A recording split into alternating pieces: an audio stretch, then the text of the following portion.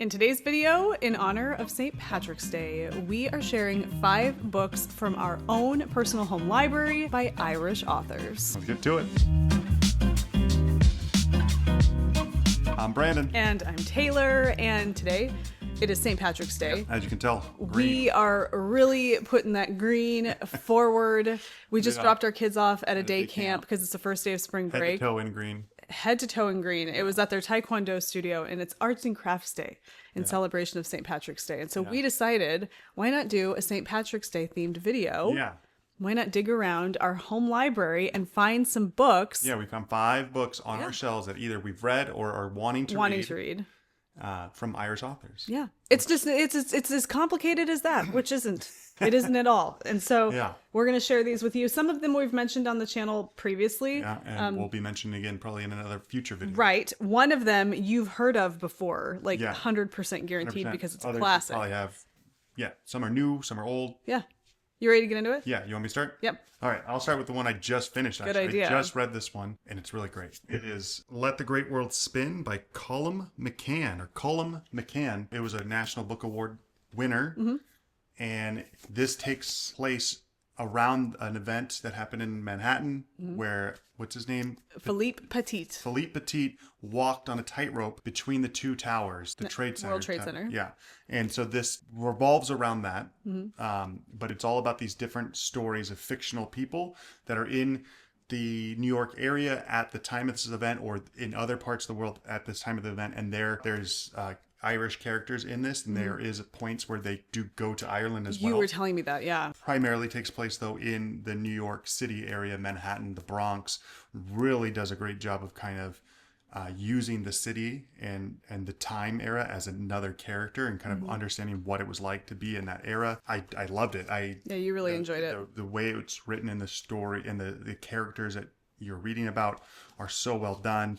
And they're connected in different ways that you don't know quite yet, with the overall topic being the man walking between the 2 towers. Do you remember, like, in the, I don't know if it was like the early aughts, late 90s, when there were like series of movies that were coming out all the time that were surrounding like all these people that seemed like they were in different storylines and plots, and they always came back together. There was like a bunch. Valentine's Day. Yeah, there was like the Valentine's Day one, but then there was one, I can't remember the names of all of them, but there was a period of time where that was like a real popular this trope. came out in 2009, I believe. Okay, that would have been like late this time period. Well, I don't know, but there was just a time, I want to say in the early aughts, where those kinds of tropes in movies. They were kind of like romantic comedies almost. Yeah, some of them were more dramatic. So this happened after the 2 towers, the World Trade Center, 9/11. No, the book was written after it. Yeah. And so the events in the book are in the 70s. But there is a kind of a correlation that happens towards the end of the book that brings it all back together to more of a modern time. Really interesting. Cool. And I loved it. I would recommend it to anybody who wants like kind of just a good character, story-driven kind of like you dive into like emotion. Yeah. It's really good. And to tie it to St. Patrick's Day, Colum McCann is Irish. Irish, yeah. Though he lives in America now. That doesn't matter. He's Irish. Yeah. But yeah. Cool. Great. All right. My turn? Yeah. All right. This is another one that it's getting kind of dark in here. Stormy. This is one that I purchased a little while ago because I started reading it in the bookstore and it just was super clever and I loved the cadence. Yeah, you could tell the writer was Irish in the way that it's being written. This is Glorious Exploits by Ferdia Lennon. Love the cover. Me too. If you pop it up, the camera does no problem. Well, no, actually, it doesn't focus. Whatever. The camera's like, those aren't real eyes. An utterly original celebration of that which binds humanity across battle lines and history. So this takes place during the Peloponnesian War.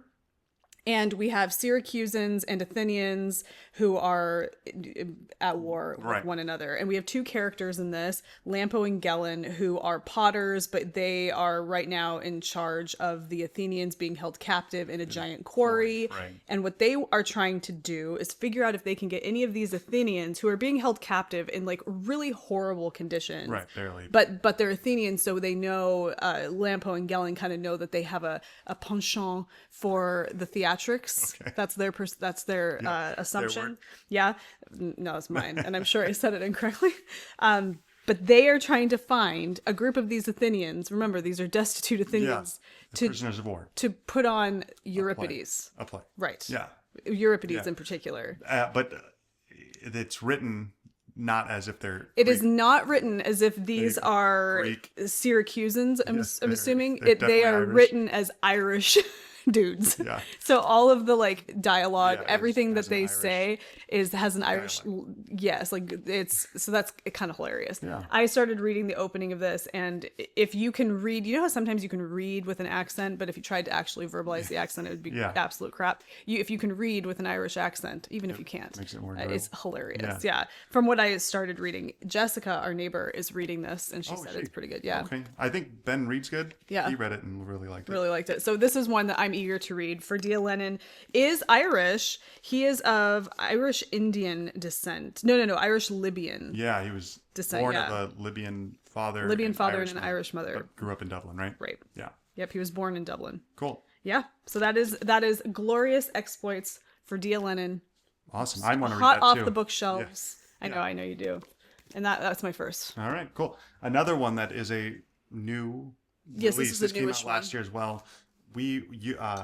Ronan's kindergarten teacher sent us the New York Times And this was on that book list. list That's of like right. books coming out in 2025 that whatever. Mm-hmm. And this is one that I read about and I was like, oh, that sounds cool. Mm-hmm. And I think I've mentioned it on here. It's the Heart in Winter by Kevin Barry. You have mentioned it, but it was a while ago. Yeah, but this is kind of a story set in America during 1890s, and it says a hard winter approaches across the Rocky Mountains. The city of Butte, Montana is rich in copper mines and rampant with vice and debauchery among a hard-living crowd of immigrant Irish workers. Here we find Tom Rourke, a young poet, a ballad maker of the town, but also a doper, a drinker, and a fearsome degenerate. Cool. And it's kind of like a love story. I think he runs off with like the mine's like daughter, and they kind of are, whatever. Running away from Yeah. like people But pursuing them. I've been wanting to read it. I know, look, Colin McCann's on the back here is quoted. I know that, people have enjoyed it. I believe Books Are Sick. He read it recently and he said he wanted to like it more. He was hoping for more. So I want to read it and see what my take is on it. Yeah, I'm wondering what that means. Yeah, like he didn't enjoy it as much as he thought he was going to, or it disappointed him a little bit. I think sometimes when people sell a book, in a way, Yeah. I don't know, it almost gets like overhyped. Right. If a book, and I think this was one that got a lot of hype when it first. Yeah, it came out like at the end of the year last year. Yeah, and I feel like when books get. But 2024. Yeah, I'm eager to read it because it sounds like a fun story, kind of a story I'm into. Colin McCann says, a love story and a slice of history in a language as close to song as literature will ever get. Cool. Yeah, and I wonder if it's written with like an Irish voice. You know what I mean? it might be because it's supposed to be Irish characters, right? The main characters. Yeah. Cool. Irish. Yeah, that's one that I picked up last year. I've been wanting to read. Do you remember watching that Conan O'Brien thing where he goes to Ireland and he goes that they have this like snack chip, like a potato chip that is called Tatoes. Yeah. Tatoes. Yeah. Potatoes. Just in case you mistakenly pronounce it potato. Potatoes. Hot potatoes. The Heart in Winter, Kevin like Barry. One that I will probably be picking up at some point this year. Yeah.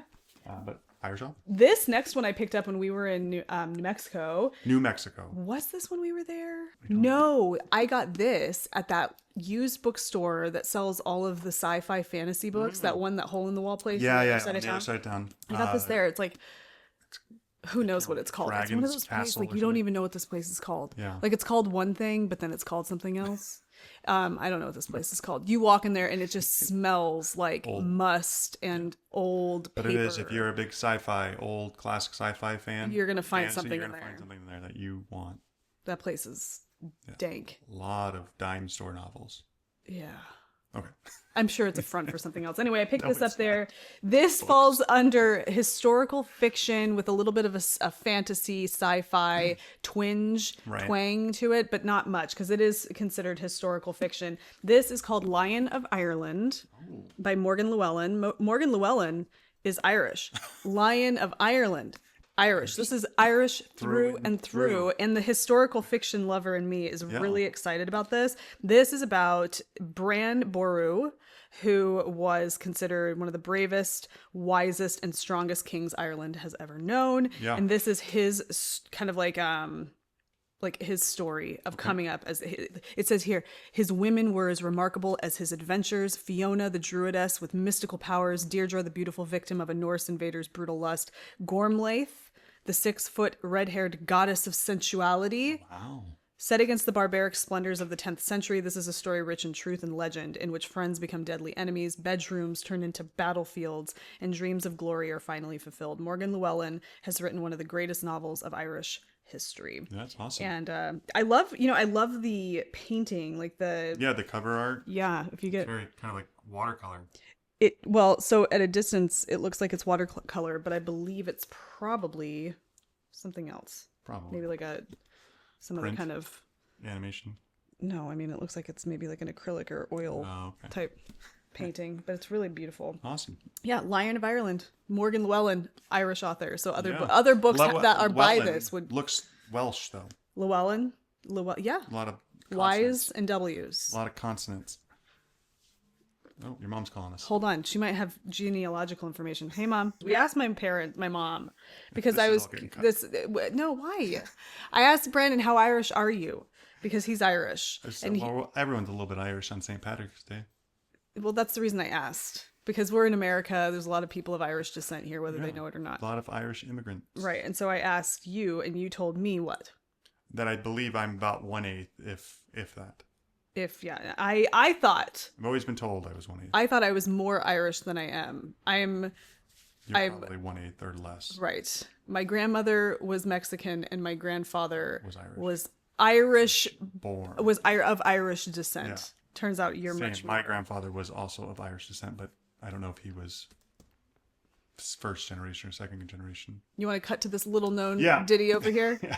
This one you probably have never heard of. This one, I mean, we're pulling it from the depths of obscurity. Old, and it's just dripping with Irish nuance. No, I'm kidding. This is somebody I didn't realize was an Irish author, and that is Bram Stoker. What did you just say? Bram Stoker, sorry. That sounds like some kind of like adult version. Bram Stoker, Dracula. And this is a special edition that I bought when we were in Salem during Halloween. Give him a little head pat. Yeah, yeah. And this is the kind of the classic vampire novel. This looks like Dracula has tuberculosis, not that he's been like biting people. It's like kind of spattered around his mouth. But yeah, cool cover. But yeah, it's the classic. This is nice looking. I'm going to tell you an opinion. Okay. And then you can go ahead and share the little known book here. I love the artwork. Yeah. I wish it were on a dust jacket. Oh, yeah. I don't like when it's just the binding of the book. I kind of like it. I kind of dig it. Some people do. Yeah. I totally understand. I don't. I like a nice book jacket. I feel like it won't get torn or messed up. Put a book jacket over it with the exact same art. Maybe. And then that way somebody can choose. Yeah. But there's something, this to me is incomplete. feels like wow, it's great. What happened to your dust jacket? Right. No, yeah, for sure. All right, cool. Anyway. Yeah, but anyway, I picked it up when we were in Salem this past year during the Halloween time. Yeah, because they like to just really double down on the witches and vampires. But I had just recently finished the interview with the vampire, and I was like disappointed because I didn't think it was the best vampire one. And so I was like, you know what, I gotta go classic. Somebody mentioned you gotta read Dracula. How many vampire books you read? Well, technically 2. Oh, Salem's Lot, yeah. Oh, 3. What was the first? Nosferatu by Joe Hill, which is technically a vampire book, kind of. He kind of is, it's not really. Yeah. But people say you got to read this one, and I want to. Of course. And, I mean, you can't pass up a cool looking cover like this. I know. So I picked it up while we were on vacation and loaded up our bag. Probably put it overweight and cost. Can I really quick? Yeah. How much did it cost? Let's look. Oh no, $16 for a hardback. No, but I'm saying it didn't loaded up my luggage that you have to pay extra for. Do you know why this was only $16 and not like $28.99? Like, it doesn't have a dust jacket. Exactly. No. It says here. It's because I wish I remembered the bookshop we got it from. It was a cool little bookstore. Bram It was right downtown. Stoker. Yeah. Was born in Ireland and attended Trinity College in Dublin. He joined the Irish Civil Service, then became involved in the theater. Yeah. He wrote 17 books, but Dracula is by far his most famous work. Stoker's interpretation of vampire folklore was an instant success, has never been out of print, and continues to shape the depictions of vampires in modern-day books and movies. Right. He's like the classic vampire where we get like a lot of the tropes from. I feel like this must be the vampire book by which all other vampire books are weighed and measured. Yeah, I think so. Yeah. So this is the vampire barometer. are you more or less Dracula. Right, and I think that what is that? What is Twilight? Is it way down here? It's just more like chick lit, like vampire. I mean, I'm not saying it was bad. I enjoyed it when I watched it, and read most of it. The movie. Have you seen the Winona Ryder version of this? No. Winona Ryder, Keanu Reeves. Oh gosh, what's the guy who plays Dracula? If you listen hard enough, you'll hear somebody in the comment section telling us his name. Gary Oldman. I am Prince Vlad of Shanghai. But those are 5 books. 5 books with Irish authors. That we had on our shelves. Sorry that this one is really unfamiliar to most of you. I'm sure you've never heard of it, but Obscure. obscure. We like to keep it indie and obscure. Lion of Ireland. I know. Everybody's heard of Morgan Llewellyn And Lion of Ireland. and Lion of Ireland. But Tor Publishing. Huh? This is Tor Publishing. Yeah. But we got some new ones. We got some Yeah. award winners, and we got some classics. And we got green sweatshirts on. And there's the pub in the background here. Yeah, our favorite pub. Yeah. What is it? It's just a pub. It looks like that one we went to in Boston. Kinda. Yeah. But this was fun. We hope you guys enjoyed this. Let us know if you know of any other great books. Who are your favorite Irish Or authors? some honorable mentions that we didn't mention here because I already know of a few. Yeah. I was almost going to mention the Nora Roberts Irish Born trilogy, but Nora Roberts is not Irish.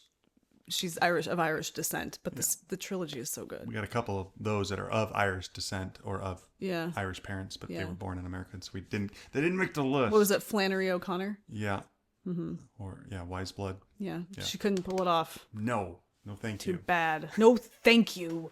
All right. We'll catch you guys in the next one. Make sure you like it, subscribe it. And check out Patreon if you want more content. Got a new book club coming up. We're finishing up Blood Over Brighthaven. And it's going to be thriller and suspense next month If you want for to be April. part of that, we're going to be posting a vote and a poll and getting the book going soon for that. So join up if you want to be a part of some thriller and suspense. Sounds good. All right. Bye.